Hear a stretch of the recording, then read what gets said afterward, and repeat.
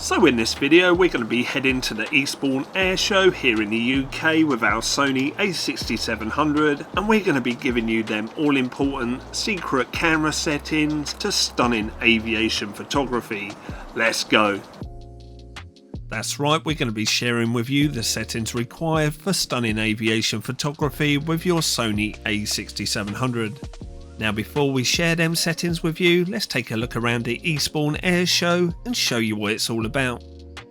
Now Eastbourne is a town situated 54 miles south of London, and for 3 days of the year it holds the largest free to attend airshow in the UK. Now the event itself is absolutely huge, with 500,000 people attending the event over 3 days.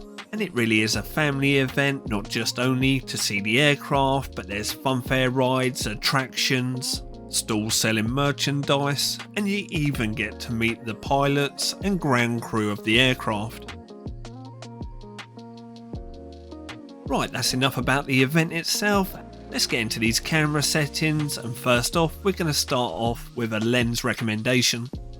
Now if you're looking for lens recommendations for your Sony A6700 when it comes to taking photos of fast moving jets, then there really is only one choice, and that's the Sony E-mount 70-350mm. Yep, the Sony 70-350mm is really the lens of choice when it comes to aviation photography with your Sony A6700. Not only is it lightweight and compact, but it also has incredible stabilisation built into it, and is capable of producing stunningly sharp images, which you'll see later in the video.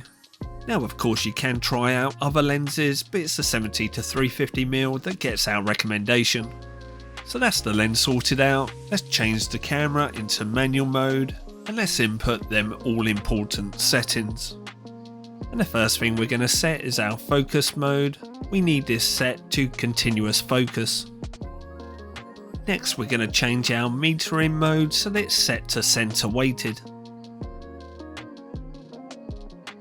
Once that's done, we're going to head over to our focus area, and you're going to want to set this to center fix. I'll show you why later in the video.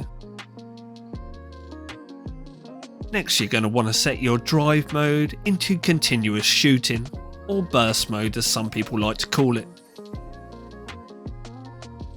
Now next up we're going to change our shutter speed, and for fast moving jets I recommend a shutter speed of 1/2000th of a second.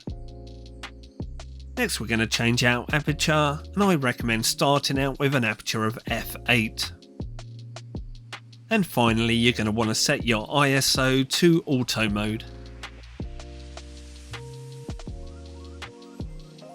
Now I appreciate that is a lot to take in, so what I'll do is type all them settings up and leave it as a top pin comment down below for quick reference. Now if you're completely new to the Sony A6700 and you'd want to learn more about manual mode, I'll leave a couple of links down below in the comment section also, so that you can learn it really easily. Now these settings are dynamic, meaning that you may have to change them if your lighting conditions change also.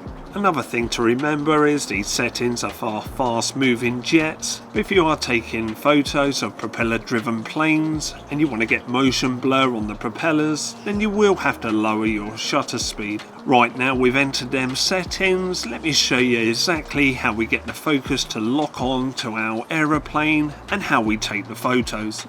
So now we've got all them settings dialed into the camera, we need to use the tracking ability of the Sony A6700 to make sure we hit focus. Now I'm going to be demonstrating this with a slow moving plane, but the same principle applies to fast moving jets. So what we're going to be doing is using that center fix box as our aim assist, and then as the plane enters this box, we're going to press and hold the focus tracking button on the back of the Sony A6700, which is marked AF on.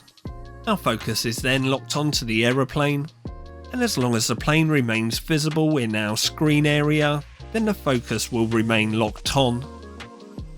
Let me show you once again exactly what we're waiting for. We're waiting for the plane to pass through our center point on screen. We then press and hold our focus tracking button, and our focus remains locked onto the aeroplane. So now you've got the plane in perfect focus, all you have to do is hit that shutter button and take the best photos possible. Now, as with anything in photography, practice makes perfect, but let me show you some examples I got at the Eastbourne Airshow.